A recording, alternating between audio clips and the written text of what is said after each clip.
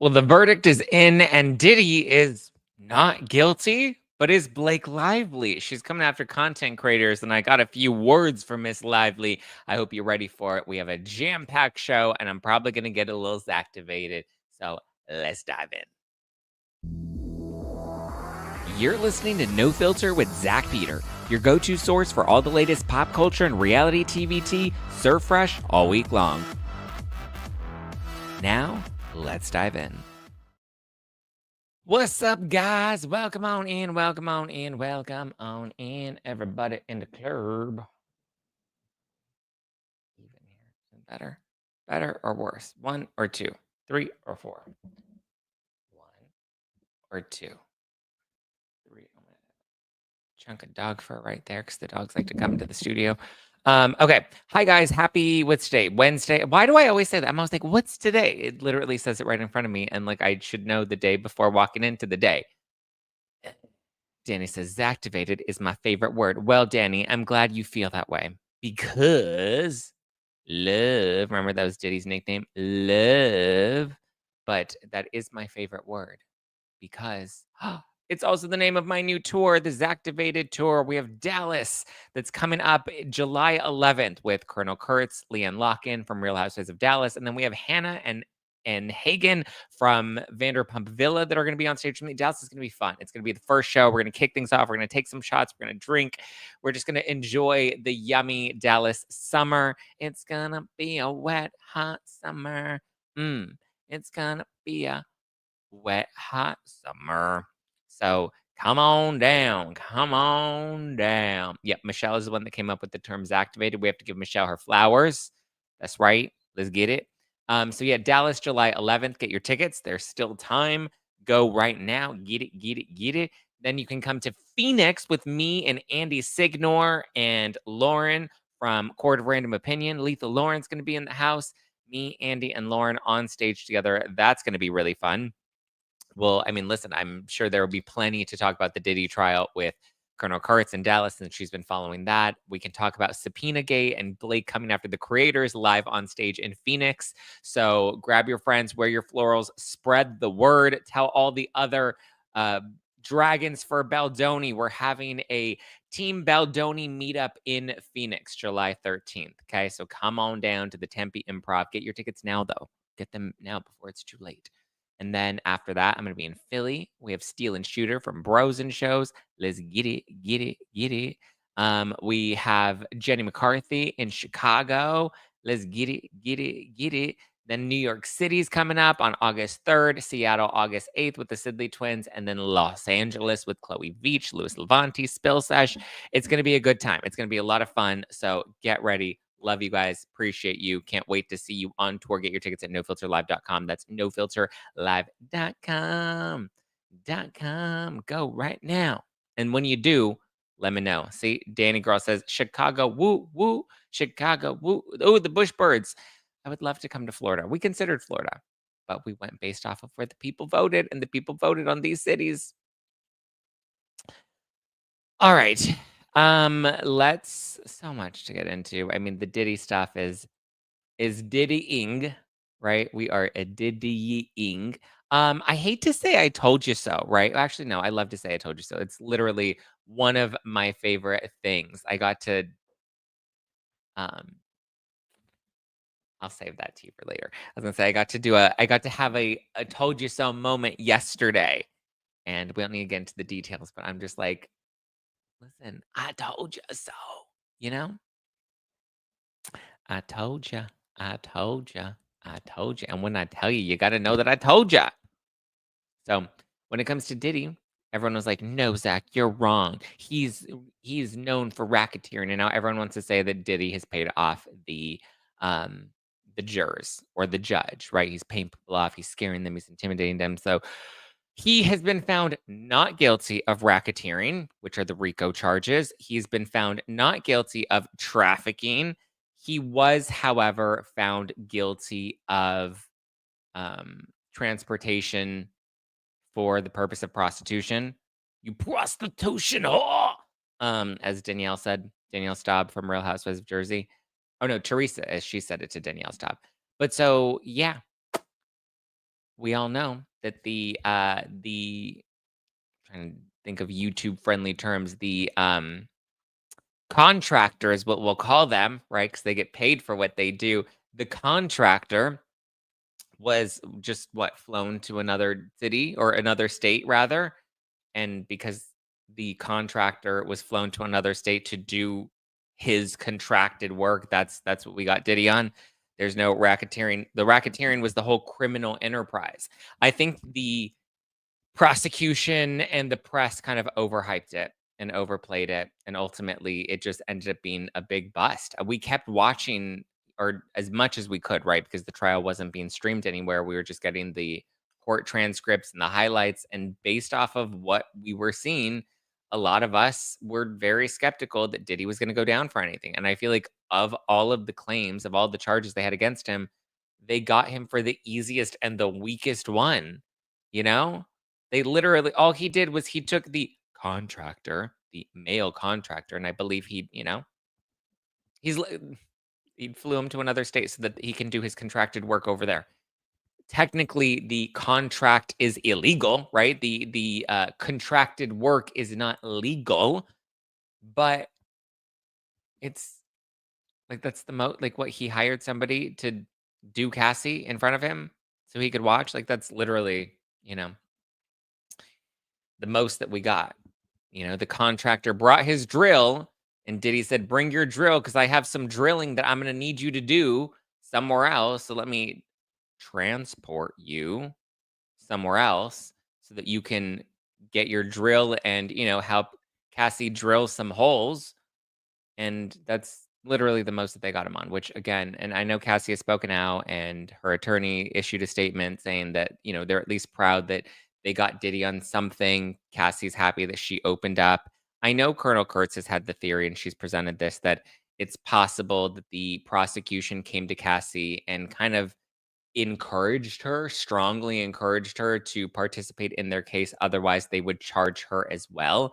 And I think it was just a gamble she kind of had to take, right? Let me trust the prosecution. They always say, the feds always get the win. And technically, they got the win. You know, can prosecution win on appeal? Could the judge override? I mean, you can appeal it, you can take it to the appellate court, like you can do all of that, sure. But like the reality is, they didn't present a strong case. That's just the cold, hard reality, Bushbird says, I still want to know the Bieber stuff. Is it true? And the Tupac Biggie scenario. Yeah, here's the thing. I'm not saying that Diddy is not running a criminal enterprise. What I am saying is, and I'm not saying that Diddy didn't do other really shady stuff, right? But what I am saying is, from what the prosecution presented in court, wasn't very strong. It just wasn't. Their star witness was Cassie. Started with Cassie, and then the balloon just kind of continued to deflate as the weeks went on. You know, Danny said 6 weeks for prosecution and 2 days for the defense to put on the case. Come on, it's blatantly obvious that he wasn't guilty. Had they charged him with DV, they would have won. Rico, not so much. I've always said that, Danny. I said that from day one. I was like, if this were a case about possession charges, if this were a case of DV charges, if this were a case of, transportation for purposes of prostitution, like, yeah, sure, you have him on all of those things. The racketeering, which the allegation was that he ran a criminal enterprise where he was essentially like the mob, right? They made it seem like Diddy was the mob and he was doing all these things and he was, calling shots and he had hitmen and they were putting bodies in the back of a trunk with all that junk in the trunk, And I'm just like, it didn't seem like a strong case. The strongest thing they had was Cassie. And listen, I don't want to invalidate Cassie's experience. I'm pretty sure, it's possible that Cassie really did feel the way that she felt as she shared on the stand. But the hard part was the defense really just ripped apart her testimony with the evidence that they presented, the text messages that they presented, the fact that she kept saying that she loved him. Yeah. ISIS email says, not a crime to pee in someone's mouth. Not if they're willing and complicit and engaging in it. People do it all the time. Just because you're a little freaky doesn't mean you're guilty. Freaky activity and criminal activity, two very different things. They have a very different legal definition. Again, I'm not happy to see Diddy walk free. I think that he's a terrible person. I do think that he's a bit of a thug. I do think that he, intimidates people. But again, the information that was presented by the prosecution was not very strong. Even you look at the, part of the racketeering, the two things that they presented in court. One was the explosion of Kid Cudi's car, which ultimately they ended up dropping in the end. And then they had, yeah, the explosion was really just was it the Molotov cocktail that they threw in there, and it like, you know, it exploded, sure, and it damaged his car seat, but the car didn't like we were picturing like a, you know, that wasn't the case. Brigitte says money is justice, power in the world. I don't think that this was money. I think that this was literally just a poor job on the prosecution. I don't think they presented their case very well. I think they probably were a little too cocky and they thought that they could easily sway the jury. But again, like they had time to prove their case.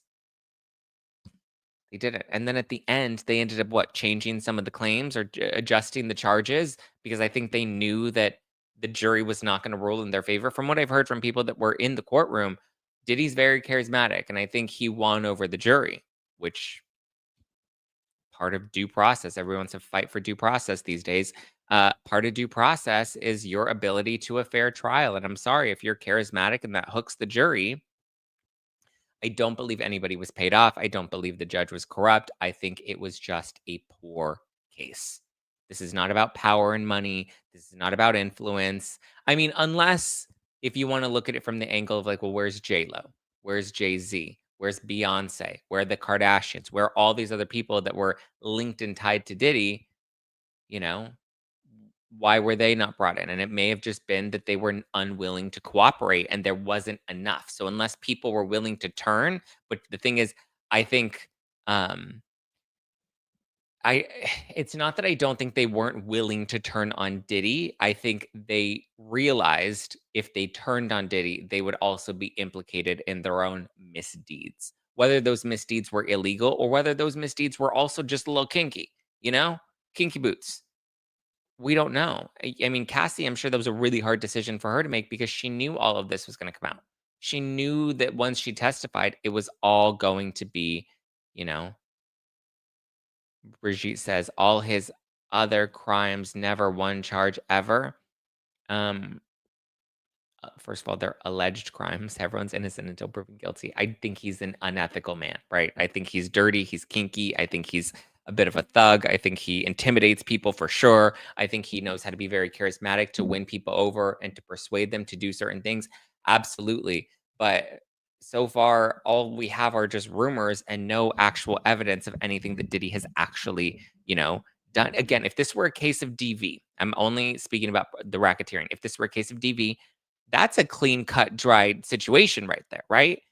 There is no doubting that he hurt Cassie. There's no doubting that he did that, you know? Brigitte says, I don't think the sex stuff is important. The issue, though, is that that was what they made the focus of the case. That's why I'm saying they didn't present a strong case. Nothing he did shocked me. Yeah, it's actually, yeah, because it wasn't I mean, it was a little distasteful, right? It was a little kinky boots, but like, he's hiring this dude to come and do things to Cassie in front of, or not even do things nefariously. Like it was a guy that came in to do his job, and Diddy just wanted to watch. It was weird. The fact that he flew him to other states to do that, he clearly had a thing for this dude, in my opinion. But you know, Summer says if the government wanted him, they would have got him. Well, Summer, what does that say about, unlawful prosecution against Diddy, who happens to not be white? What? You want the government to press charges all the way against a non-white man? Summer Duggan, how dare you? That sounds like, what is it?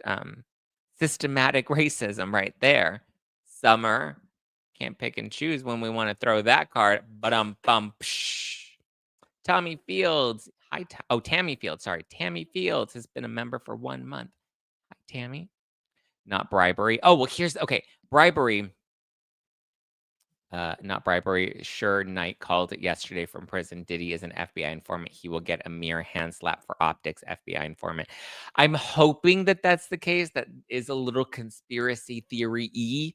I'm hoping that Diddy sings like a canary. I'm hoping that this was all a ruse and that the government was able to get him to work with them. And that's possibly why they withdrew some of the charges at the very end. They had to get him on something, and it sounds devious enough, but it wasn't, the RICO charges. I'm hoping that there are other names that are going to be coming out. And that's where the FBI is really looking to. Because here's the thing, they needed one of those other big power celeb names to take down Diddy. And if they couldn't get any of them to do it, then maybe they got Diddy to come after one of them. And if you just need one person that's willing to tip the scale a little bit, and boom, you have a case. So if that's the case, Hani 007, I don't know. It's possible. But the bribery claims against Diddy were also kind of weak because then we found out that the hotel staffers that discarded the video of Cassie, they essentially, you could argue that they extorted Diddy in that because they told him, yeah, Diddy asked for the footage and they said, yeah, we'll give it to you if you give us 50K. And he said, okay, here's 100K. I'm sorry, but when you're asking him to give you money to turn over and bury this footage, that's not bribery, that's extortion. And it's covering up a crime. You're concealing evidence, you're tampering with evidence. You know, they put too much hope on Cassie's testimony. Yes, they put a lot of hope on Cassie's testimony, number one. And number two, she was pregnant and ready to pop any minute. So they had to put her on the stand first. And in doing so, her statute of limitations too late to file a criminal case. Against whom? Lizette says if they would have flipped Diddy's chief of staff, they would have had a stronger case because that was his Ghislaine Maxwell. Yeah, probably. Yeah. Danny says all the blackmail Diddy has on everyone, he will for sure talk to get less time. Oh, I agree. I'm hoping that that's the bigger game at play here. We don't know that for certain, but I'm hoping that Diddy is working with the feds to turn on other people, and that's part of the reason, you know. But then again, you also have to trust that Diddy's going to be honest and ethical and abiding by that agreement should he walk, which he's essentially doing right now. I mean, what is it? The maximum sentence that you can get for the transportation for prostitution charges is a maximum of 10 years. It's unlikely that Diddy's going to get the maximum. He's not getting 10 years. I don't think he will get. If anything, maybe they give him 2 years. He'll be out in 8 months. I don't know. He's gonna get off. He's absolutely gonna get off. If anything. Sarah says, coming in 15 minutes late and the intro had me excited. Zack getting activated. Yes. Brigitte said they made this trial a DV trial and it was not. They should have focused on business, right? What did Justin Bieber say? You don't get it. I'm standing on business. So that's I agree. They should have done that, but they made this a case of DV and kinky boots. And it's like, what? That has nothing to do with the racketeering. I was like, when are we getting to the racketeering? When are we getting to the criminal enterprise? And like we would kind of dance around it and we'd kind of get a little bit of it. Like the hotel staff are like, oh, he paid the hotel staff to shut down the video. No, they asked him for money. Like they're like, yeah, we'll give it to you and we'll shut it down. We need money, you know? Nick says, hi, Zach. What a lovely live surprise. It's all kicking off across the pond. Wow. Indeed. Time served too. Yeah, we'll see. I think he's going to get time served. Yeah, probably. I will take a pass on all things Diddy. Interesting. Sharon says, Diddy was not the brilliant businessman that people thought. Hell, he didn't even have time with all that freak off stuff. Yeah, it just seemed like he was kind of freaky and he was really persuasive and I don't know. Sharon says, no, Zach, this is a federal crime, so it's all different. Which part, my love? I'm standing on business. You don't get it. I don't know why that Justin Bieber video has been stuck in my head. Is Diddy involved with the CIA? Read chaos and looking at things a little now. I don't think he's involved with the CIA.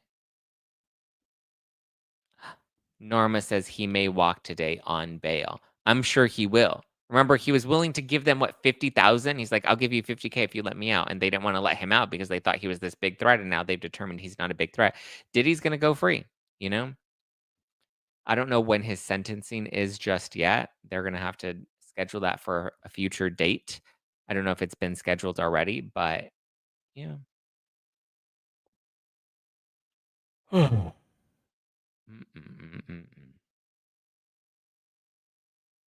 we'll see. No, no, no, no, no, no, no, no, no, no, no, no, no, no, no, no, no. 50, oh, it was 50 million. That's right, not 50,000. 50 mil. 100K for real estate. So now Jay-Z feels safe. Don't ever feel safe. Well, Jay-Z, yeah, he just got his defamation case against Tony Busby thrown out. We discussed that yesterday on the show. They said sentencing later in the summer. But I would imagine there's no reason for them to keep him at this point, right? I don't think he would be a flight. Well, is he a flight risk? I remember he was saying I would turn over my passport. I'll turn over my kids' passports. So that way there was no way out. I mean, I don't know. But then if you're accusing somebody of racketeering and saying they're running a criminal enterprise, then like turning over your passports doesn't really mean much because it would be assumed that you got some sort of guy that can just make you some fake passports, put you on a private jet. You and your kids are gone, disappear. Cassie got her 20 mil, but she won't get that last mil. Or that meal.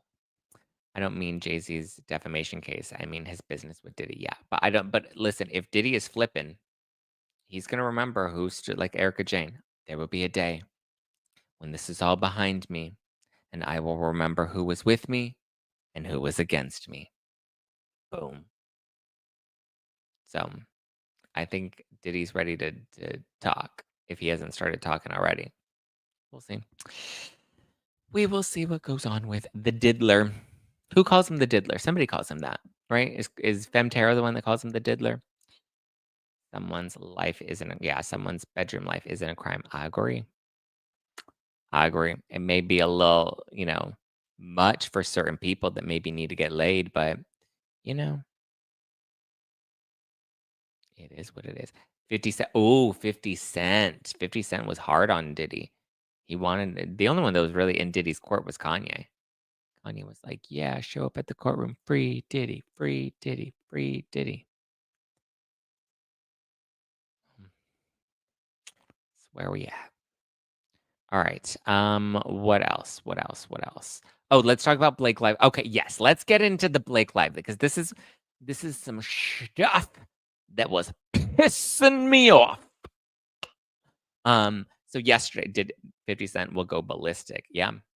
This looks like a job for me. So everybody come follow me because we need a little controversy because it feels so empty without me. And that's Eminem. But you know what I mean.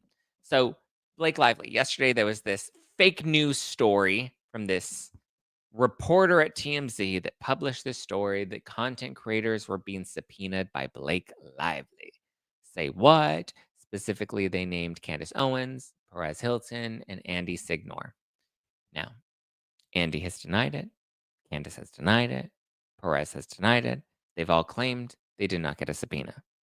People were asking me and Donna if we got subpoenaed, if we're next, whatever, blah, blah, blah. Nope. Nope. Nobody got a subpoena. Subpoenas are not real. Did not happen. Not at all. Okay. Everybody's come out and denied this. But so what I think what this appears to be is another SEO manipulation tactic by Lively's team, right? That's at least what it appears to be because we've speculated that this was something that Lively's team was doing for a while. So, I don't know what exactly they think they're going to find by subpoenaing creators. I think they think that they're going to find some sort of communication that there is a smear campaign and that Baldoni or Wayfair or Jen Abel, that someone was paying creators to spread these stories about Blake Lively. Which, listen, if there's anybody that you're going to subpoena, the one person you would subpoena is Kirsty Flaw from the Little Bump video, right? That was the most damning one. That was the ember that burned down the Palisades, right? Figuratively speaking. Kirsty's video was the ember that lit the internet on fire and burned Blake's reputation to the ground. Okay. So they gave them 6 minutes to respond. LOL sounds familiar. Yeah. Viv ad says TMZ now joins the New York Times in an unbelievable news outlet. Lies, lies, lies in the mouthpiece of Blake Lively. Here's the thing, though. You're not going to like this, but it's okay. I don't fault TMZ. I don't blame TMZ because TMZ had a source. Who I blame is whoever their source is. The source came to them and said, subpoenas have been sent. That's why TMZ ran with the story. There was a source. And at the end of the day, you have to trust your sources. And unless your sources burn you, which this is what it appears that they did to TMZ, like I want everybody to like stop getting upset with TMZ because TMZ was told a piece of information and they ran with it. I'm sure it was a trustable source. I'm sure it was TMZ didn't even post Andy's full response. I can blame them. That I will hold them accountable for, right? When you have Candace and Andy and Perez all publicly coming out and saying that this is absolutely false and not true, then the thing is, I guess I can fault TMZ now that I think about it because they're claiming that they have a source. Listen, because I'm trying to always give people the benefit of the doubt and look at both sides. You can blame TMZ up to a point, but they had a source. They trusted their source. They ran with the story. But what they should have done, same thing like the New York Times, is they should have gone to all three of these people and said, hey, we have word. We believe that you have been subpoenaed. Is this true or false? I know they were given 5 minutes to respond. I know that. But the thing is, they had a chance to respond. I also understand why TMZ better publish all creators denying being served. They do, but what they do is they put it like at the bottom. It's a little footnote, right? It's never like a big splash. TMZ, I think, does a really good job of updating at the top of their articles with the timestamp of like, here's the latest update. Let's actually see if TMZ has updated. TMZ Blake Lively subpoena. But so hold on. Before we get into that, I just want to say what I think is happening is that, and I posted a reel and a TikTok about this yesterday, is it's SEO manipulation. They want to deflect from the Van Zandt lawsuit. They wanted to, or from the Van Zandt subpoena. So what do? They put a keyword, they attach creators that are reporting on that keyword, and then they flood they flood out the algorithm. They hack the search engine optimization so that when you look up Blake Lively's subpoena, it then is associated with her subpoenaing Perez and Candace and Andy. And those are all, big names in the social media algorithm.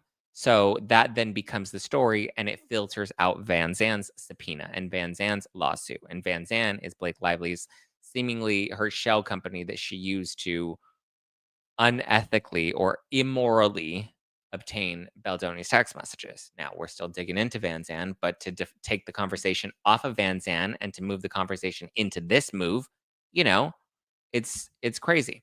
Here, let's pull up the TMZ article and let's see what TMZ has to say. It's got us all not talking about Van Zandt and all talking about this, and it looks like it continues to push that narrative that creators are working with Wayfair, which we are not. We are not hired by Wayfair. We are not, at least the people, me and my friends, I can confidently say are not. Okay, so it doesn't look like there was an update in the TMZ article.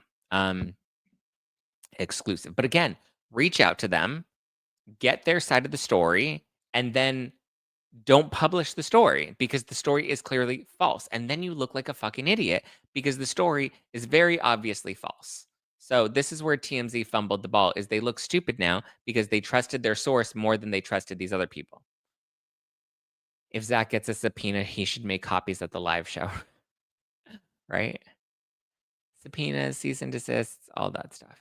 I believe Cassidy's work, and I think the Van Sham subpoena was illegal. We'll have to see what the courts determine. Okay, let's see. So they've not updated the story, at least not at the top, where normally they do have updates with timestamps. Not in this case. Interesting. The ongoing legal war between Blake Lively and Justin Baldoni has taken another turn, with notable personalities being drawn into the fight over possible collusion via the Blake bashing commentary. Eat my asshole. A source with direct knowledge tells TMZ that Perez, Candace, and Andy Signor, have all been subpoenaed to turn over all communications with Justin Baldoni and the Wayfair parties. Okay, the fact that this is even still the lead of their article is wild to me now that they've all three of them have independently and blatantly flat out denied this. The subpoenas were connected to the judge's order earlier this month, allowing Blake to take discovery in order to uncover the alleged lengths, if any, Baldoni's side may have gone to in working with notable anti Blake content creators as part of the alleged smear campaign. So, sources direct knowledge have all been subpoenaed. Okay, so it's past tense, right? It's written in the past tense. Okay. Subpoenas may be connected to the judge's order. Okay, at least they put maybe. Pretty little baby. Hilton, okay, here we go. Hilton, Owens, and Signor have all used their sizable platform to discuss the case's developments, and the trio's commentary is largely hated on Blake's claims while propping up Baldoni's side and his $400 million lawsuit. That is, until it was dismissed. It's like a very biased article. Who wrote this article? TMZ staff. I love when it's TMZ staff. Fucking cowards. Let's see. In in fact, it was one popular YouTuber, Signor, via his channel Popcorn Planet, who claimed the exclusive featuring Baldoni's lawyer, Brian Friedman's statement as to why Wayfair parties chose to forego amending their dismissed lawsuits. Hey, fuckface, do you not realize you guys also published this exact same statement? TMZ ran the exact same statement that Andy ran. People Magazine ran the exact same statement that Andy read. Like, what? Do you think we just fell out of a coconut tree? Do you not read your previous articles? Now I'm getting pissed. I didn't even read this article yesterday. I saw the headline. I text Andy. Andy said it wasn't true. He sent me his video. I was like, cool. Candace said it wasn't true. Perez said it wasn't true. I didn't need to read the Van Sham TMZ article because the Van Sham TMZ article was clearly lying. But like, I thought that they would have updated. I thought they would have retracted. I thought that they would have corrected this. But now I'm just like, really? Tiffany says, I have a theory. Do you think they want to access Andy's documentary information to see who spoke to him about what? Yes. Originally, when I saw the headline, I was like, oh shit, it makes sense why they would subpoena Andy because of the documentary, right? That would make total complete sense. They would subpoena Andy for the documentary. Which, by the way, Andy is going to be on stage with me in Phoenix on July 13th. We're going to be doing a live taping of the No Filter with Zack Peter podcast in Phoenix, July 13th. Get your tickets at nofilterlive.com. We're also coming to Dallas, Philly, Chicago, New York, Seattle, Los Angeles. You can get tour dates and tickets now at nofilterlive.com. Okay, let's get back to Fuckface's article. Let's see. Let's keep reading. They're like, Andy had an exclusive. Yeah, ding dong. You have an exclusive. This article you claim is an exclusive. Okay. As you know, Blake scored a big win. Okay, here we are reminding us about Blake's big win, right? Okay, next paragraph. Baldoni accused them of defamation over an article about Justin's ugly feud with Blake behind the scenes of the 2024 film It Ends With Us. He insisted it was all part of a smear campaign against him. He accused them of defamation over an article. You mean the New York Times article? The one where they published his text messages without, verifying if those text messages were ethically obtained? That's the article about their ugly feud? That was an article accusing him of harassment. Let's get that clear. We've heard back from Candace, who said for the moment she's unaware of the court docs. Owen says, given the fact that I have not received any subpoena yet, I appreciate Blake's team leaking this to TMZ to alert me to it. And of course, I have not the slightest idea of what I am being subpoenaed for, as I knew none of the parties when their respective lawsuits were filed. But stay tuned and I'll let audiences know on my podcast. A lawyer for Signor also said at the moment he's unaware of the situation. His attorney says, my client has not been served with any legal process at this time. Should service occur, we intend to vigorously defend against any claims and will protect the confidentiality of sources on both sides. Perez issued his response on his YouTube channel. Check it out here. Oh, they linked to Perez's video. We've reached out to reps for Blake and Justin for comment. So far, no word back. Yeah, because your source lied to you. Sorry. That's just the cold hard truth, and the fact that they bury their denial statements at the end of the article after they remind us about Blake's big court win, you know? Then immediately regretted what I said. What did you say? Need to expose TMZ for the liars that they are. They could have handled this differently in a better way. It looks bad on TMZ. It looks like TMZ is working with Blake Lively's team. Viv Ad said this was a PR move to take attention away from Ryan Reynolds owning the Van Zandt entity. Yeah, I agree. They updated Ryan. They wanted to deflect from Van Zandt and the subpoena, but we're just going to keep talking about the sham Van Zandt subpoena and how Blake Lively may have improperly obtained Baldoni's text messages. Roses Wild, maybe they should subpoena TMZ for their communications with Blake's camp. They actually are. Their TMZ is on the list of interested parties or interested. Would they be not interested parties, but of people that they believe may have evidence in this case? Enrique says, "My first question is why would Justin's team be using Perez Hilton after saying he's an internet troll? Make it make sense." Yeah. Again, it's an SEO hack, right? They're trying to manipulate the search engine optimization around Blake Lively and the subpoena. We've seen her do this a number of times. Remember Yummy? She wanted to deflect from the yummy text messages she sent to Justin Baldoni, never with teeth. So then she used the word yummy twice in her Michelle Trachtenberg statement. It's obvious what they're doing at this point. They've done it so many times and they think, well, I mean, listen, I don't know if it's going to work or not. Sometimes I fear we are in an echo chamber and, we're all kind of gassing each other up, but the public, the general public, the overwhelming public is not when I talk to people that like are kind of just not as invested in this story that loosely know about it, they don't know all of the details, right? So if they just see TMZ reporting that there was a subpoena that was sent out, most people don't even read to the bottom of an article. They just kind of take the headline and the if anything, maybe they'll skim the first couple of paragraphs, but for the most part, they're just going to take the headline and the sub headline and let that be, what they take as the story. So, yeah.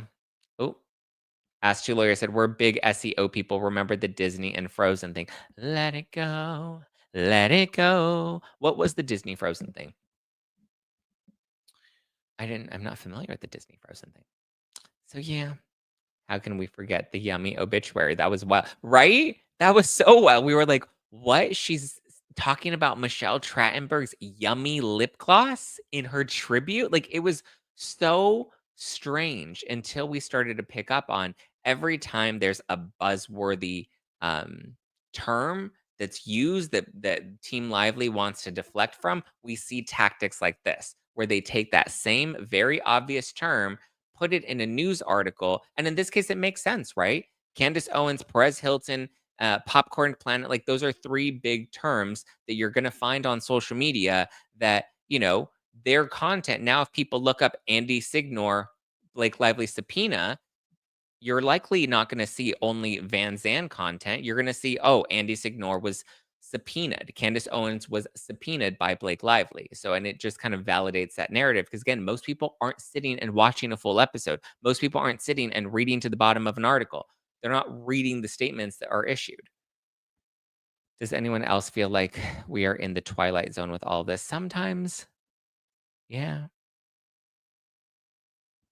Brigitte says Disney's Frozen was a massive success when it was launched in 2013, but a theory suggests it it only exists to hide the truth about Walt Disney. Is he frozen? Is that what happened, Brigitte? He's frozen in a time capsule and we don't want to find frozen Walt Disney. So we made a movie called Frozen and we want everyone to let it go because the theory is sorry, I'm making shit up in my own head. Oh wait. Ask Two Lawyer says yes, the rumor that Walt Disney's body was oh shit, really? I literally came up with that off the cuff. The rumor is that Walt Disney's body was frozen. So then they made the Frozen movie to do SEO. This was real? This was a lawsuit or this was just like an internet theory or like a story? I don't remember this at all. I love that I came up with the theory and it ended up being right though. Um I know what it means for the case that Ryan is CEO. Oh, yeah, that's a good question that I do want to ask the two lawyers about. Maybe we bring them on It's so funny. Everyone's like, "That's the theory." But I am curious as to what the potential benefit of listing Ryan Reynolds as the CEO of Van Zandt now means. Like, there has to be some sort of play here. And originally, I was thinking the play, the same way we can track these SEO manipulation tactics. I think the play with making Reynolds the CEO of Van Zandt, because we're still going to talk about it. I think the one, I think it's to just muddy the waters so much that the whole Van Zandt thing gets too big and colluded or convoluted and confusing that people just give up on Van Zandt. I think is a potential theory too, but I think they're going to link Ryan Reynolds, his marketing company, Maximum Effort, because Maximum Effort was contracted for It Ends With Us. So I think the play is they're going to say that somehow Maximum Effort was wronged in a contract dispute by Wayfair. And that's why they issued the subpoena because it's marketing. And who runs marketing? Jen Abel and Melissa Nathan ran marketing and PR for Baldoni and Wayfair. Still doesn't make sense as to why there were 10 Jane or John Does listed, but I have something caught in my throat. Who are we? Who are we talking to and asked to lawyers? Are we to guess that they all three are watching right here on a Wednesday? Yeah, all three of them are here. All three. No. I feel like usually if it's Keith or Stewart, they're in their own, like their names show up. I don't think they usually. I don't know. Funny that the TMZ guy, the chief guy, can't remember his name, goes with that story. He seems to be very friendly with Garagos and Brian Harvey Levin. Yeah, all the conspiracy theories are too much. Conspiracy theory. Got it. Got it. Got it. Zach, scroll up to my earlier comment regarding Reynolds and Deadpool. It's lost in the void, my love. I'm sorry. You just have to retype it. That's amazing and insane. I haven't watched the movie Frozen. Yeah. The Frozen song was the absolute first song I had on YouTube. Oh, interesting. Why would they show up at Stephanie Jones's door for Abel's phone? How did Stephanie know it was Abel's phone and not her own? It's only Doe listed. They talked beforehand. Yeah, exactly. I mean, and the theory is that they used, this subpoena, this lawsuit, whatever, that they already knew the information that they were looking for and that they explicitly listed 10 Jane or John Does so that the parties were not notified of that, but they clearly knew who they were going after if they went to Stephanie Jones. At the bare minimum, Stephanie Jones and Jones' work should have been listed on that Van Zandt lawsuit. It should have been Stephanie Jones, Jones Work PR, and 10 Jane or John Does. But also, it wouldn't make sense because you also knew Baldoni worked on the film. You knew he was the head of it. You knew Wayfair worked on the film. Like, you already had key players in place. You wanted Jennifer Abel's text messages, so you should have listed Jennifer Abel. Like, it's not like you didn't. I don't buy that it was a happenstance that they were, because I feel like that's what they're going to try to claim is that Maximum Effort was wronged in some way by Wayfair. Therefore, that was the contract dispute referenced in the Van Zandt lawsuit. Van Zandt is Ryan Reynolds' company. So they tried to obtain documentation. And in the process of obtaining documentation, they're just like, what? We came across a smear campaign? What? Like, they, I think, are going to try to convince us that this was all just happenstance. Julie D says, hit the like button. Yes, guys, if you're watching this right now live on YouTube, hit the like button, hit the subscribe button if you haven't done so yet. I need to get better at doing that. I need to get better at telling people. Be sure to hit the like button and subscribe. Hey, pew, pew, pew. Brigitte says, all these trials show me that it is far easier to commit crimes in all impunity than to defend yourself. Yeah. If they get out of this Van Zandt stuff, I will be livid. Yeah, the Van Zandt thing is one of the more incriminating parts outside of a defamation case. Imagine Blake and Ryan will go up to the New York date for this activated tour. Could you imagine? That would be wild.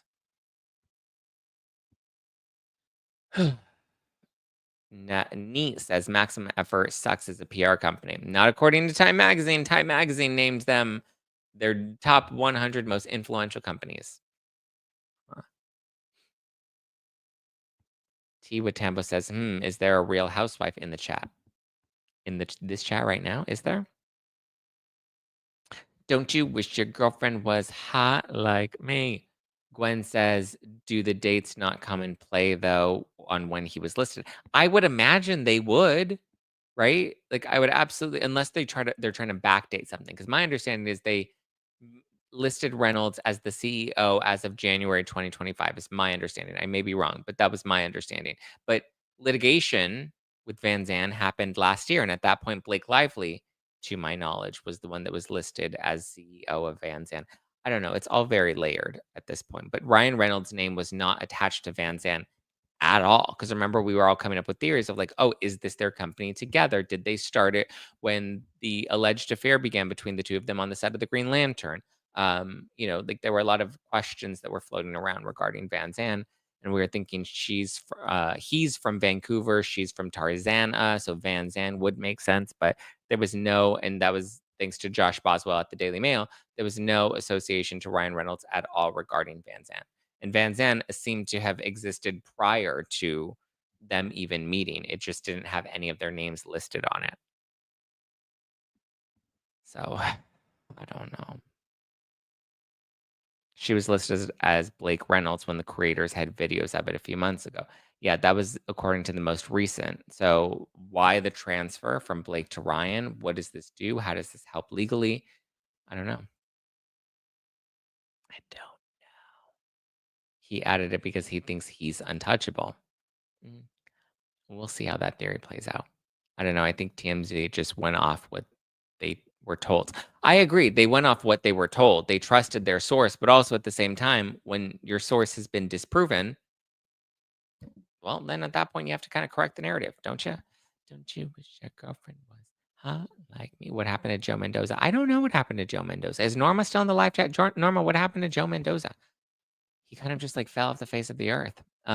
Blake will be at the NYC show in those glasses and the mustache. Could you imagine? Ryan wasn't CEO then when they used these subpoenas. Correct. That's why I'm confused as to why the change in ownership to Reynolds from Blake. Maybe it's so that they can produce the documents, and this may be why that Margarita, the new attorney, she was brought on. Because maybe they're going to produce the documents and say, "Look at you're asking for our documents of what was it, the articles of incorporation, or they wanted some sort of company structure information about about Van Zandt." And so maybe Lively's team is hoping that if we update Reynolds' name to see that he was the CEO, then we'll show the judge that we turned over the papers and see Blake Lively's name isn't even on Van Zandt. It's Ryan Reynolds' name. We turned over the documents. We participated in the discovery. We gave them what they asked for. This is what we gave them, and hoping that they can kind of just, you know, weasel their way through it. And the judge is like, you got your documents. You asked for the documents. They gave you the documents that you asked for, you know? So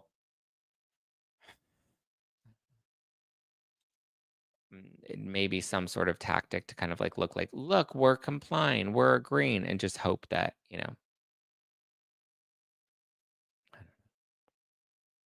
Blake's name was never attached to the New York company, only the California one. Yeah, that was my understanding too. It's all very layered, and I think at this point it's getting fatiguing, and it's meant to be fatiguing. Lively's team in print said that it was Blake and it was ethical. Yes, they did. And they also said that Blake Lively is the one that handed over the subpoena to, I believe, the Wayfair parties. Viv Ad said, yes, there are two Van Zandt entities, one in California, Delaware, and the other in New York. Blake Reynolds was on the Delaware Van Zandt. Ryan Reynolds is now listed as the CEO of New York. Yeah. But again, then if Reynolds was always the CEO, then why was it Lively that turned over this information in court if Lively had no connection to it? It's just, I don't know. I don't know what they're doing. They're trying to find a way. I want to see the metadata. Yeah, that's going to be important. That was important in the Amber Heard stuff. Remember, they showed that the photo was doctored. Laura Trainer says they only had the name of the corporation and the registered agent. Elena says they're trying to bring us to the point of burnout so we move on. Yeah, I agree. I think that's exactly what they're trying to do. They're burning us out, all right. All right, I think that's all I have for you for today. Thank you for joining. Get your tickets to this activated tour. Go to nofilterlive.com. It's a live podcast tour. It's going to be fun. We're going to hang out. We're going to have all the Baldoni dragons together, all the Team Justin peeps. We're all coming together and having fun and enjoying a yummy, yummy summer. So you can come out to Dallas, which is July 11th. We're just a few days away. We have Phoenix on July 13th, Philly on July 23rd, Chicago on July 27th, New York on August 3rd, Seattle on August 8th, and then Los Angeles on August 10th. Lots of your favorite creators are going to be there. Lots of special guests are going to be joining. Some surprises are in store. We're going to drink. We're going to take shots. We're going to spill tea. We're going to play games. It's going to be fun. So come on down. Look at Copper Mountain says, Phoenix, baby, Phoenix. Let's get it. Let's get it. Don't forget to hit the like button. Be sure to subscribe if you haven't done so yet. Let's do a quick Apple Podcast review shout out before we wrap. Because I'm thankful for those reviews that you guys have been leaving on Apple Podcasts. I appreciate you. Love you, appreciate you. And I saw that we got a couple more over the weekend. So let's do a couple shout outs. Let's see. This one comes from Miss Q Vegas. Smart and upbeat. I love this podcast. Started listening for Blake versus Baldoni coverage. Stayed because Zack is very intelligent and thoughtful. Is a very intelligent and thoughtful commentator on so many cultural topics. I don't always agree, but I do appreciate the amount of care that he puts into discussing polarizing topics. Plus, he's just fun. Thank you, Miss Q Vegas.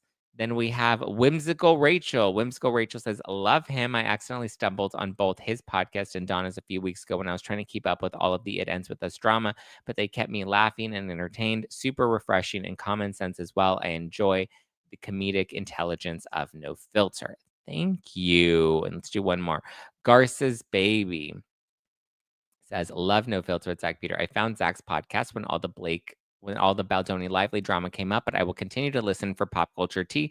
Zach is funny, well-spoken, level-headed, and so entertaining. I don't have to agree with all of his opinions to still love the show. I look forward to new shows and send nothing but love to Zach. No Filter is my go-to source for all the pop culture tea. Thank you, guys. I love you. I appreciate you. I'm so grateful to you. And I can't wait to meet so many of you live on stage. Oh my god.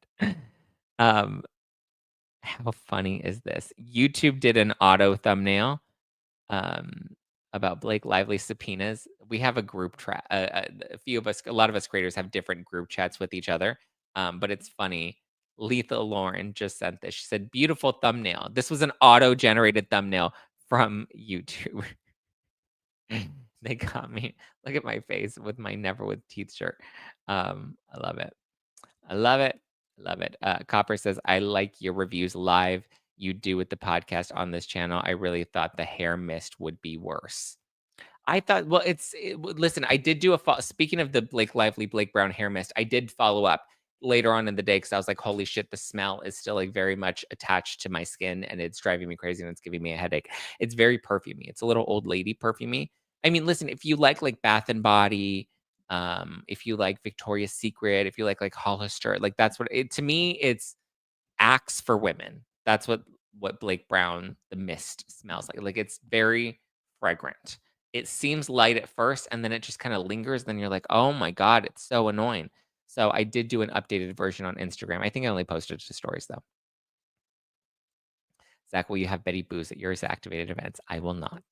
I did not like them. I need you to go to Donna's. I can only afford one trip, Zach. Sorry. I am going to Donna's. I am.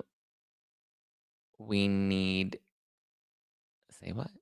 I worry about Andy because he has some past troubles that he's always been honest about. I worry that if Blake Lively's team finds this out, they will use it to defame him. Listen, I think Andy's a good guy. And he will ride through any storm that he goes through. And he's got a really strong community around him. And he's got a lot of friends and fellow content creators that I know can vouch for his character and who he is. So we, just have to have faith that justice will be done in the end. All right. Yeah.